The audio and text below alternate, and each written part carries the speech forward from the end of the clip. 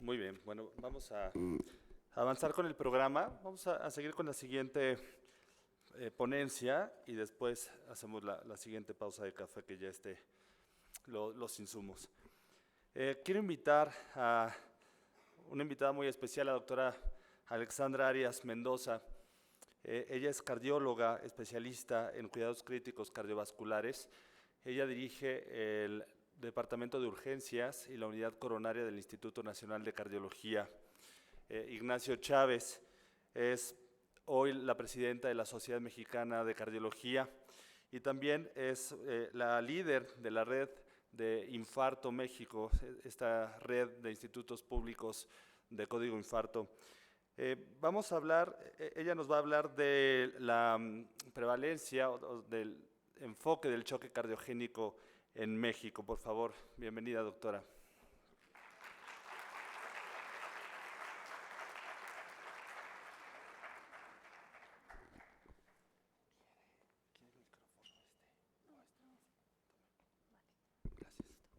Bueno, muchísimas gracias y por la oportunidad de venir a hablar un poco acá de lo que se está haciendo en el manejo del choque cardiogénico en el Instituto Nacional de Cardiología y pues parte de los institutos nacionales.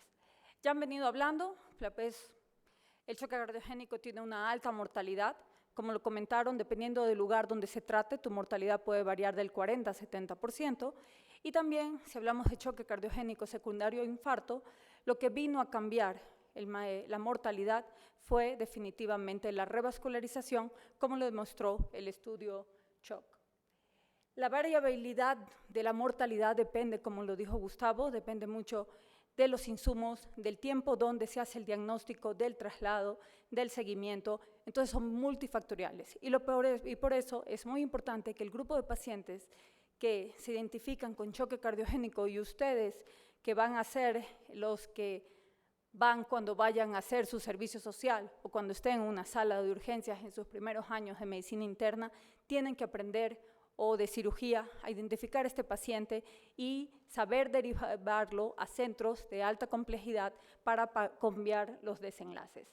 Recordar que el tiempo en este grupo de pacientes no es solamente la perfusión de un órgano, sino es mala perfusión en varios órganos.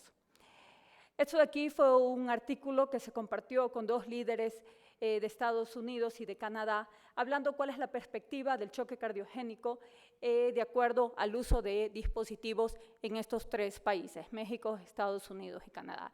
Y la gran diferencia que nosotros tenemos comparados a nuestros vecinos del norte es definitivamente menos uso de dispositivos. Y no solamente menos uso de dispositivos, sino también menos usos de algo tan sencillo que lo habíamos dejado de usar, como son el catéter de Swan-Ganz. El uso de este catéter de Swan-Ganz, que se los voy a poner más adelante, y lo comentó el doctor Ortega, nos ayuda a identificar y a perfilar mejor a nuestros pacientes y con esto poder incrementar la posibilidad de supervivencia. Otra cosa, así como las redes de infarto, también debe haber redes de choque para que nosotros podamos derivar más rápido a los pacientes. Esto es una publicación de nosotros en las cuales dividimos a los pacientes en choque en dos grandes grupos. El grupo de choques cardiogénicos secundario a infarto y el grupo de pacientes secundarios a otras etiologías, generalmente el grupo de pacientes ya con una insuficiencia cardíaca, miocardiopatía dilatada. Y hicimos cuál era la prevalencia, cuáles eran las principales causas, si tenían valvulopatías y, por supuesto, la mortalidad. En ese registro, nuestra mortalidad estaba alrededor del 60%, ¿no? Y después de eso nos sentamos a ver qué podíamos mejorar en el servicio, tal vez optimizar los tiempos de revascularización, clasificar mejor a los pacientes, incrementar el uso de dispositivos, mejorar también en todo paciente con choque cardiogénico empezamos a usar más el catéter de flotación. Porque ¿qué es lo que pasa? Si tenemos retraso en el diagnóstico, por supuesto retraso en la reperfusión y en el escalamiento a un soporte circulatorio, esto lo que va a hacer es que nuestro paciente caiga en esta famosa espiral y va a tener daño multiorgánico. Sí es verdad que algunas veces la reperfusión en el paciente con choque cardiogénico secundario a infarto es complicado, porque ahí hay un debate entre el grupo que abre la arteria versus el grupo de intensivos. Pero últimamente hemos conseguido conciliar, se usan más los dispositivos, sobre todo el balón, es el dispositivo que nosotros usamos de primera elección, y en ciertos grupos de pacientes, sobre todo el que tiene tal vez menos tiempo, no tiene todavía el perfil de un shock metabólico, escalamos al uso de Impella y también dependiendo de la edad del paciente y el tiempo de evolución. La definición, creo que toda la tarde ya lo han hablado, es mala perfusión. No todo choque cardiogénico es igual que el paciente tiene, son varias las etiologías, puede ser por infarto, falla ventricular derecha, valvulopatía, arritmias, entonces es por eso muy importante determinar cuál es la causa del choque, y una cosa más importante es tratar de clasificar, ya también lo han visto, en qué SCAI está para de esta manera hablar el mismo idioma y poder dar el mejor tratamiento. Lo han venido escuchando, nosotros perfilamos a nuestros pacientes de acuerdo a la clasificación SCAI, también fenotipamos a los pacientes para ver si el paciente tiene un fenotipo derecho, izquierdo, y si ya tiene compromiso, cuando hablamos ya de el shock metabólico, compromiso hepático y renal. Y seguimos usando la clasificación hemodinámica, sobre todo cuando invadimos al paciente con un catéter de Swan-Ganz. Otra cosa que usamos nosotros mucho en la unidad coronaria es esta aplicación del Cardiogenic Working Shock Group, con el cual nosotros trabajamos y hacemos que nuestros pacientes pacientes sean rápidamente clasificados por el grupo de residentes con esta aplicación. Y por eso clasificar lo que nos va a ayudar es a decidir cuál es la mejor estrategia terapéutica y si deberíamos escalar a los grupos de pacientes que tenemos. Es muy importante tener estos sistemas regionales de atención para poder mover rápido al paciente, ya lo habló el doctor Calderón, lo habló el doctor Rojas, la importancia de si el paciente necesita una asistencia, posiblemente dársela. Hasta en el primer contacto estamos todavía un poco lejos de eso, pero esperemos que a futuro se pueda hacer. Y si no es así, trasladar rápidamente al paciente a centros de alta complejidad, donde ya no podamos perder mucho tiempo y el paciente no entre en un estado de perfusión inadecuado. Gustavo habló un poco acerca de esto, la importancia de definir, de fenotipar y sobre todo de hacer el diagnóstico rápido. Así como se habla de la famosa hora dorada para infarto, también se habla en choque cardiogénico de lo mismo, de hacer rápidamente un electrocardiograma, en unos 10 minutos tener un ecocardiograma, tener gasometría, ver cómo está el lactato y considerar la invasión de manera oportuna con los catéteres de flotación. El manejo actual del choque cardiogénico es escalonado, paso a paso, reconocer en qué fenotipo está, en qué clasificación, iniciar vasoactivos, de preferencia norepinefrina. Si nosotros ya vamos por un segundo vasoactivo, no perder tiempo, un segundo vasoactivo debería ser ya un dispositivo. Si el paciente necesitamos mayor requerimiento, hay que tratar de escalar ecocardiograma de manera temprana, evitar ISO inadecuado de 1 o 2 vasoactivos, mejor escala para un dispositivo de manera inmediata y considerar si el paciente tiene alguna complicación mecánica que se pueda revertir, pues considerar el uso, llevarlo a cirugía, o si es un paciente con choque cardiogénico por infarto, considerar la revascularización oportuna.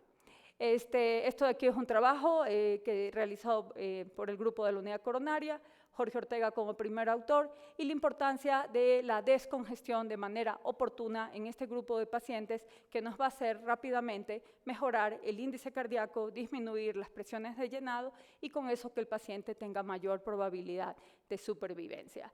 Inclusive este artículo nos llevó a que tuviéramos un editorial justamente hablando de la importancia de descongestionar, utilizar por eso de manera oportuna el catéter de flotación en este grupo de pacientes, porque algunas veces descongestionamos sin una manera objetiva y esto lo único que hace es que retrasemos la descongestión.